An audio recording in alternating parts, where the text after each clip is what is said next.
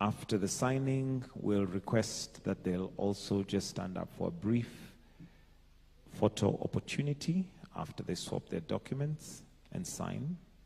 Again, this is diplomatic and political consultations between the Ministry of Foreign Affairs and Diaspora Affairs of the Republic of Kenya and the Ministry of Foreign Affairs of Finland to guide the conduct and political and diplomatic consultations between the two countries.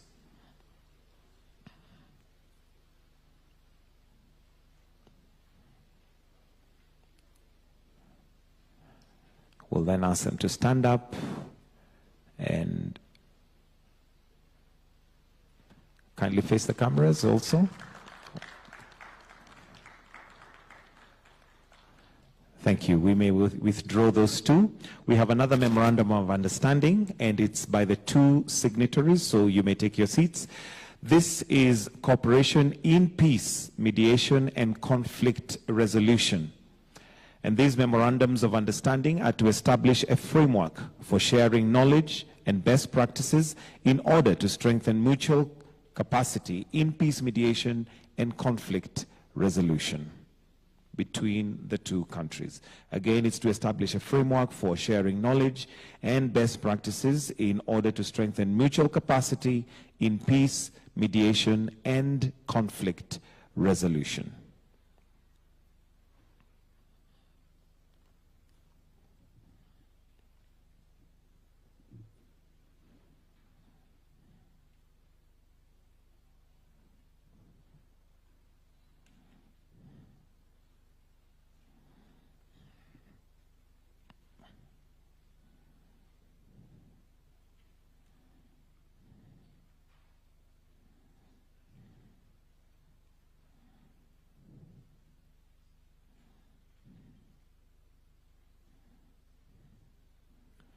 We'll also request for a photo opportunity.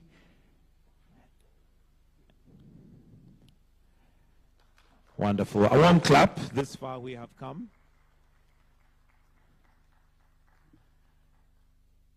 And I will now request that the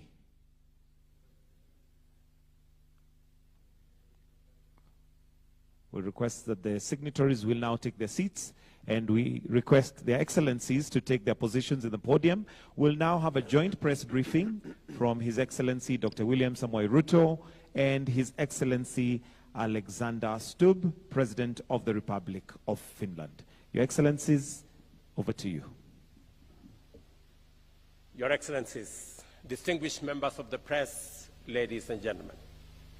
Today, I have the honor of welcoming His Excellency Alexander Stubb, the President of the Republic of Finland, and Her Excellency Susanne Ines Stubb, First Lady of the Republic of Finland, to Kenya on this historic first state visit by a Finnish president.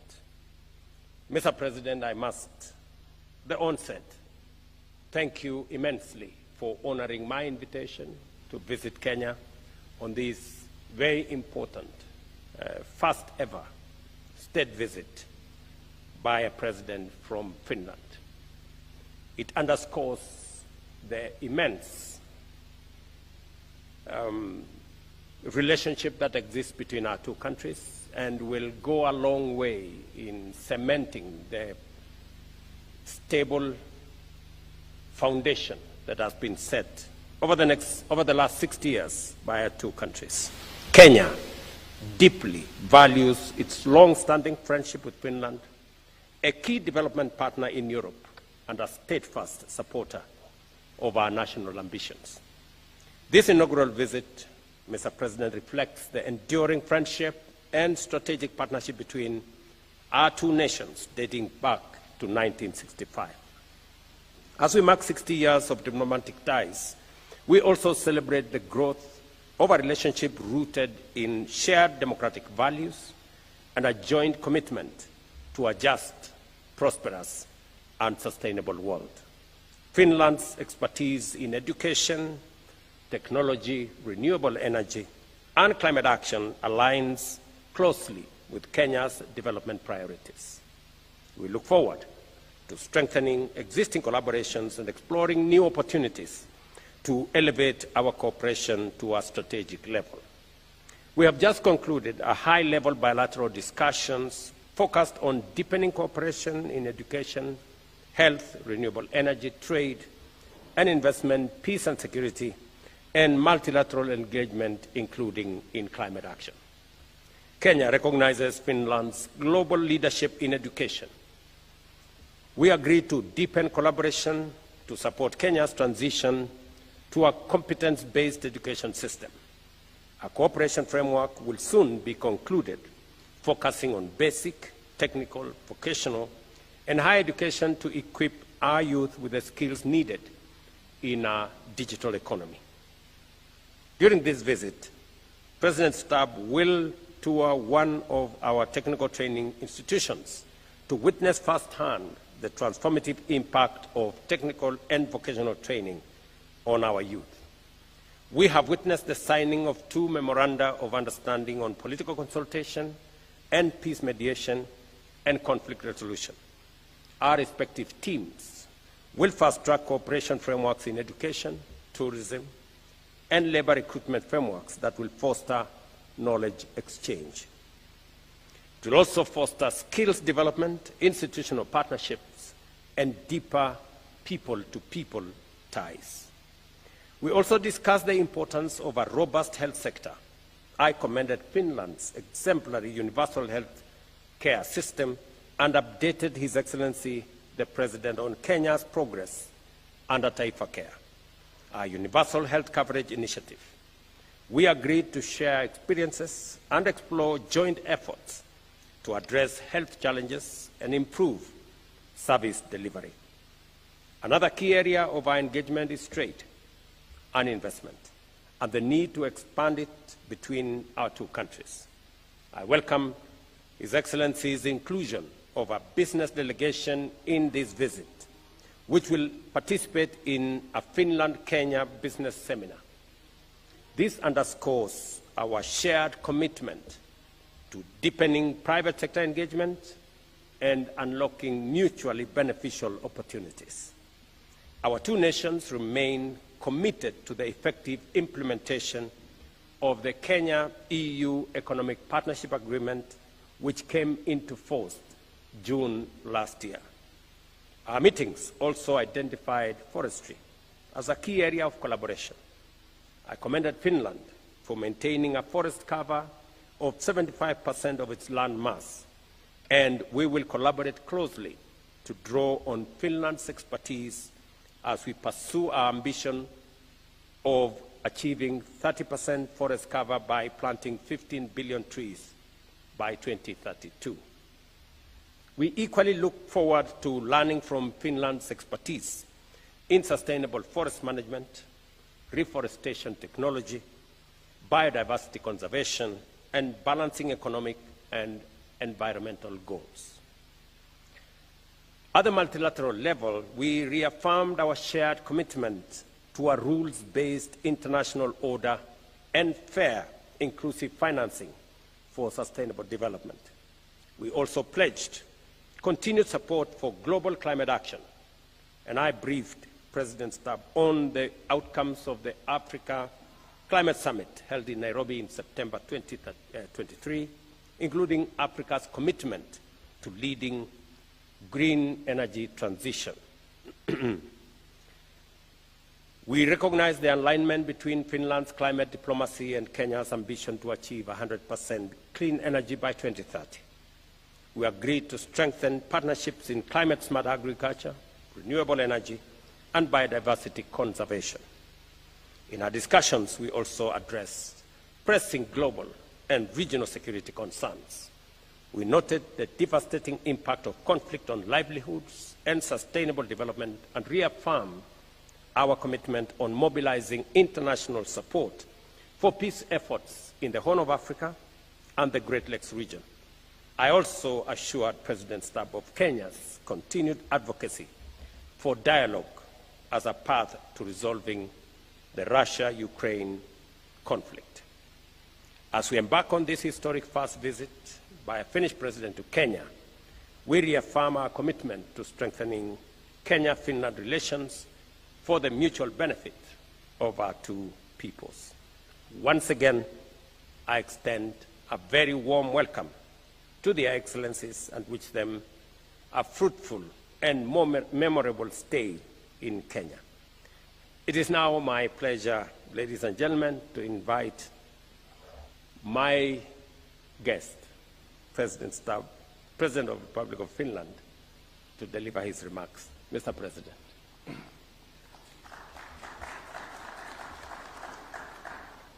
Mr. President, Your Excellency William, thank you very much for the warm welcome that I've received here personally together with Suzanne and then our delegation. When I was told that this is actually the first state visit of a President of Finland, I was quite surprised because I had always felt that our relations had been quite close, whether it was about missionaries or 4,000 Kenyans living in Finland and the cooperation that we've had in so many fields. So when you suggested to me when we first met in Switzerland about a year ago that why don't you come over, I immediately said I'd love to come over, and it's been a great pleasure to be here. We have a long history together, and I'm sure that we have a good future together as well. For Finland, Kenya is a very strong supporter of multilateralism and a promoter of regional peace and security, but also a country with a global voice. Whether it's Russia's war of aggression in Ukraine or whether it's issues in the Middle East, Kenya has always been one of those pillars of peace, and that's why I'm especially happy that we have signed the Memorandum of Understanding linked to peace mediation. Finland and Kenya, as I noted, have had long-term good relations, and we share, I think, building a multilateral world. Finland is a small country. We're 5.6 million. Compare that with Kenya, 56 million. I think we live in a world where the world order is changing. It'll take about 5 to 10 years for it to settle down, and there will be a set of key states which decide whether we tilt towards multilateral cooperation or perhaps a bit more multipolar transaction. And Kenya is certainly one of those countries. India, obviously, another one, or say Brazil in Latin America. So it's been a great privilege to listen to your analysis about the regional conflicts and how we can work common interests linked to peace and development together. In many ways, it's a paradox, I would argue, that in today's world where we need more cooperation than ever, we're actually seeing a diversification towards different types of transactional deals. We need to work together on the subjects that we discussed today: climate change, forestry, development, global health, technology, economy. And I'm sure that countries which might be far away but still in the same time zone will have many opportunities to cooperate together. And I don't say this just as a diplomatic nicety. Finland is seeking close partners, and Kenya will certainly be one of them. I'm also happy that we have a big business delegation here today, because I do think that driving business interests, cooperation, is a good way forward, whether it's in the green economy, digitalization and technology, infrastructure, healthcare, or agriculture and agribusiness. My final point is to say that William and I had the opportunity to first have bilateral discussions where we were able to deal with a broad range of issues, whether global, regional, or bilateral. We also talked about the big shifts that we're seeing worldwide in democracy in today's world. We talked about NGOs and the importance of their role in society. We have to remember that democracy is something that you not only have to protect, but you have to work at all times. And I think William and I share that goal, and we feel very strongly that working towards more liberal democratic societies where the rule of law is the basis and foundation, where human rights are at the center of whatever we do, is the best way to push the dossier forward. And this is something that William and I not only discussed but share. So finally, I want to thank you for the opportunity to be here and all the work that we have done together so far and all the work that we do in the future. The nice thing with modern diplomacy is that we shared numbers already a year ago, so we're in constant contact anyway. Thank you very much. That's correct.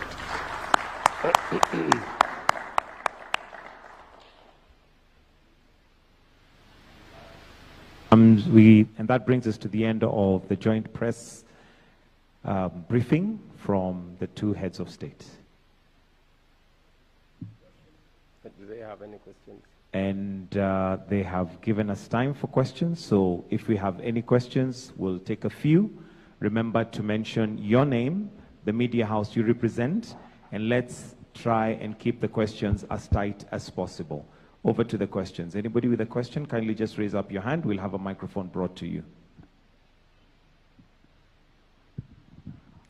Yeah, thank you for that. I'm Steve Otieno for the Daily Nation here in Kenya. On the partnership deal with education, some 2 years ago we had a few Kenyan students who had gone to universities in Finland, and there was a delay or a hitch in the payment of their school fees. They ended up really stranded far away in Finland. So will you expect to see a bit better handling of them next time when such a scenario happens? I understand also Finland, until recently you were non-allied to NATO, but you did so when Moscow went to Kyiv, and we saw the Finnish people a bit happy, and you are also trying to help us with regional stability.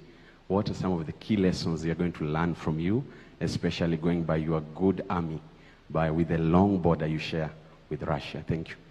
Sure. I mean, two very good questions, rather diverse. On the first one, I don't know the specific case, but of course, anytime there are delays in students entering Finland, I find that to be quite unfortunate. Fortunately, we have a very good university system which attracts a lot of students, and I would hope, of course, that in the future we get more Kenyan students as well.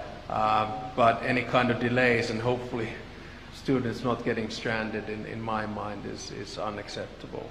On the second question, indeed, you know, in today's world, we live in turbulent times, in a time when the world order is changing. And we felt in Finland, which has a 1,340 kilometer long border with Russia, that it's always good to have friends. Now, after the Cold War ended, we joined the European Union, which became our values base. But we did not join NATO at the time for a number of reasons. But I think the Finnish people felt that when Russia and Putin aggressively attacked Ukraine on the 24th of February 2022, we had to join an alliance. So NATO membership previously in opinion polls was 50 against 20 in favor. And in an opinion poll over 3 nights, the 23rd, 24th, and 25th of February in 2022, it reversed. And now we're talking about support figures for NATO between 70 and 80%. So there was this feeling that we had experienced a similar attack from the Soviet Union in 1939, 1944. So there's a close emotional attachment to what Ukraine was undergoing. After World War II, we retained our independence, but we lost our sovereignty and 10% of our territory. And we don't want the same thing to happen for Ukraine. Are there any lessons? I think conflicts are quite different depending on where you are. They all have their own DNA. But there's one lesson I think generally that we have learned throughout our history is that in order for you to be able to live in peace and prevent war, you have to prepare for it. There's a reason why we have obligatory military service and 900,000 men and women who've done it. And there's a reason why we have 280,000 men and women in reserves and one of the largest militaries in Europe. And as I always say, the reason is not Sweden. The reason is Russia.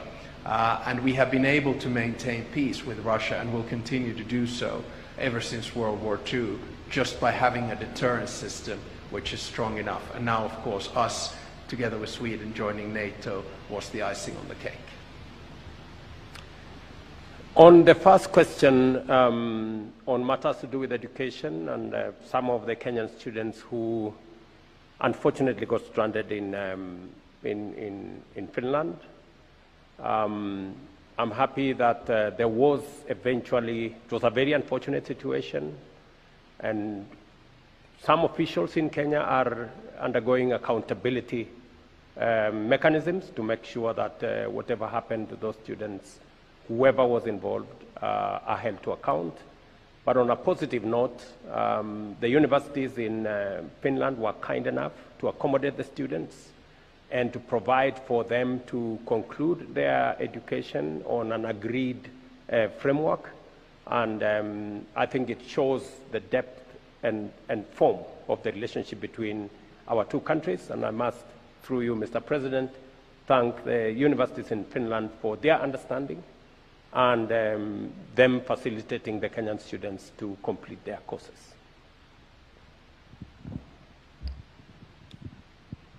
Hello, I'm Eva Eronen from YLA Finnish Broadcasting Company. According to rights groups, dozens of people were killed during last year's protest, and also there have been enforced disappearances and many are still missing. Your Excellency, President William Ruto, what is the Kenyan government doing to ensure such violations will not happen again? Thank you very much for asking that question. I know that it will be a subject of discussion between my guest here with members of the civil society and other members of the Kenyan society. The statistics are arguable this way or the other way, but that does not take away from the issues that have been raised around what happened on the dates you have mentioned. There are three things that I can speak to it. Number one is that there is an accountability mechanism to make sure that that situation is attended to and a proper accountability mechanism is put in place. That's number one. Number two is the fact that I undertook to the country that being a democracy, and robustly so, that Kenyans must not, as has happened in the past, where Kenyans disappeared and their bodies were found in all manner of places, that will not happen under my administration. And all the people who disappeared or who were abducted in what you said, all of them have been brought back to their families and to their homes. And I have given clarity and firm instructions that nothing of that kind of nature will happen again. And that it was my commitment as I became president that extrajudicial disappearances of Kenyans will not be part of what we are doing as a nation. Additionally, we have taken proactive steps.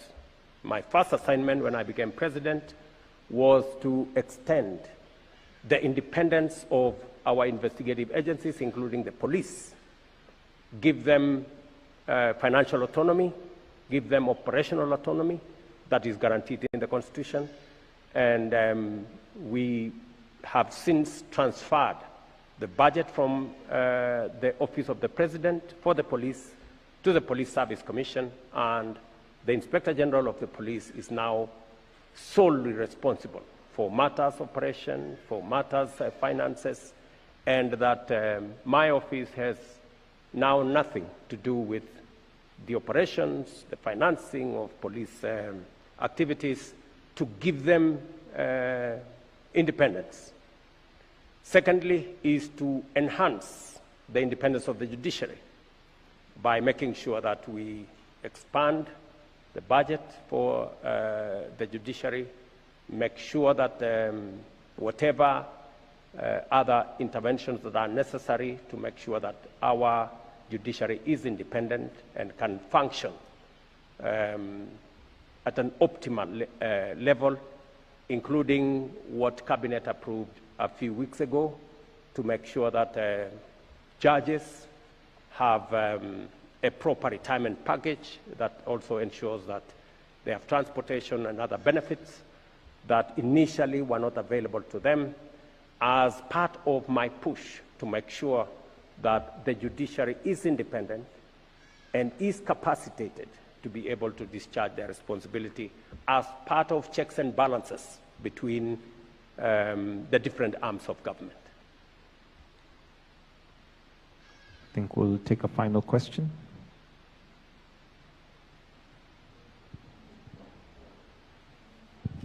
Your Excellencies, President Stab and the host, President William. My name is Seth Olale from Citizen TV. My question is about what happens after university. What are some of the opportunities and the channels that young people can explore, in particular using technology, artificial intelligence? I know that Kenya has made a tremendous extension in having young people get online jobs, but in as far as Finland is concerned, how can the youth in Kenya, after they finish education without necessarily being employed in both the private and the public sector, how can they self-employ themselves using technology? Thank you. Thanks. Obviously, a very big question, and I'll try to condense it to saying that I think we now live in the midst of the fourth industrial revolution, which is essentially a technological revolution which has greater speed than any revolutions that we've had previously. So when you combine things such as robotization or artificial intelligence or biotechnology or quantum computing, we are raising the pace of societal change to a point whereby traditional jobs or traditional professions will change. This change means that we're changing the way, the economy and the way in which we work, we're changing politics and the way in which we communicate, and actually we're changing science and the way in which we are as human beings. If we try to give the youth a perspective to say that go into one trade and that'll be your lifelong calling, I think we would be twisting the truth. I mean, I have two youngsters, I guess I can call them nowadays, who are 23 and 21. And what I try to tell them is that their careers are going to be very different from the careers of their parents. So Suzanne, my wife, is a lawyer. She had a legal profession and stuck to it. My profession or calling was in international relations, and I've always been able to move back and forth. But we don't know what the job market is going to be, 5 years from now, let alone 10 years ago. Just go back 10 years and everyone said you need to learn coding. And now we know that artificial intelligence does the coding for us.